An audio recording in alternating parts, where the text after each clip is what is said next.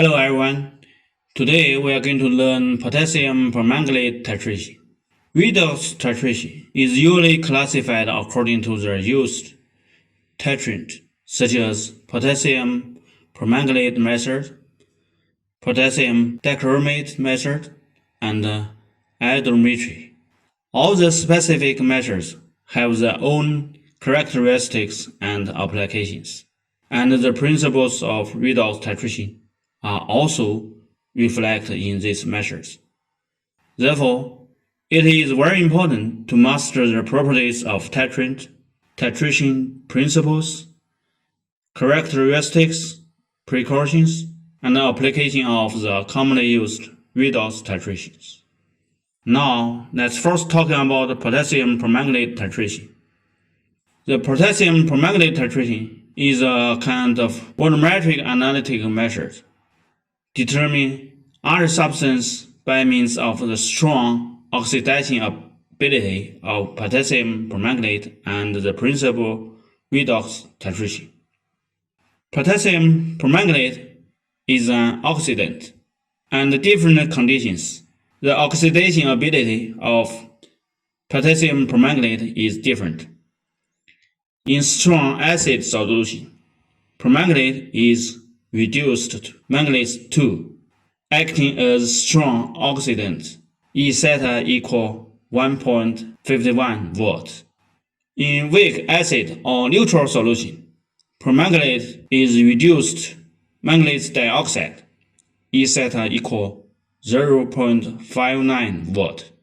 In strong alkaline solution, permanganate is reduced manganese and is a weak oxidant, E theta equal 0.56 volt.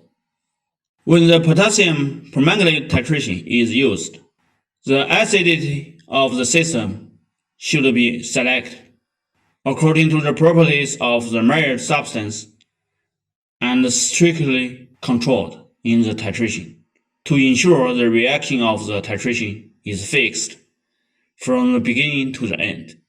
In general, the potassium permanganate titration is mainly used in strong acid conditions, and sulfuric acid instead of hydrochloric acid or nitric acid is used to control pH. Under the acidic condition, potassium permanganate has a strong oxidizing property. It can be used to determine a lot of inorganic and organic matter directly or indirectly. It is widely used, and the bright red of titrant potassium permanganate can be taken as a safe indicator. The disadvantage is that because potassium permanganate is easy to react with some reductive substances in water and air, the standard solution is not stable enough and should not be used for a long time after standardization. Commercially available potassium permanganate reagent often contains a small amount of manganese dioxide and other impurities. Therefore, potassium permanganate is not a primary standard, and its standard solution cannot be prepared directly, but only the standardization method. The primary reagents for standardization potassium permanganate include arsenic trioxide, oxalic acid, sodium oxalate, of which sodium oxalate is the most commonly used. And the acid condition, potassium permanganate is standardized by sodium oxalate. Sulfuric acid is used to control acidity of the solution, not hydrochloric acid or nitric acid. Because the reaction rate is slow, it's necessary to heat up to accelerate. However, too high temperature may cause decomposition of oxalic acid. So the water-based temperature is controlled at 7 to 80 degrees. At the beginning of the titration, the speed of the titration should be slow due to the slow reaction rate. The next drop of potassium permanganate should not be added until the previous drop of the potassium permanganate has turned from red to colorless. Otherwise, part of the potassium permanganate will decompose in the hot acidic solution before reacting with oxalic acid.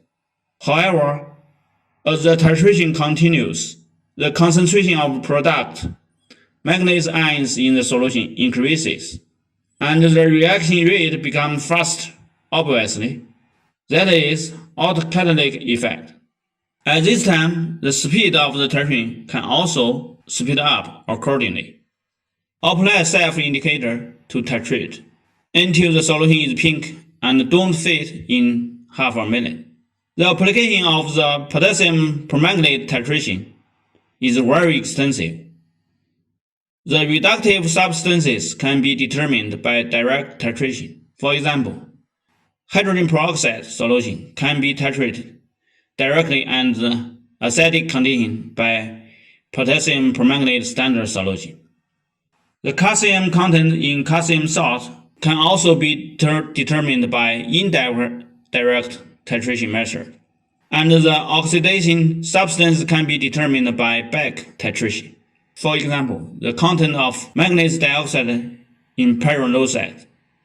Therefore, potassium permanganate standard solution can be used in direct titration, indirect titration, and back titration for determination of the reductive substance, oxidizing substance, and even substance with no redox property. Finally, please think about how to determine the chemical oxygen demand, COD, in seawater. Well, that's all for today. In the next session, we will learn about another important application of redox titration, potassium dichromate titration. See you next time.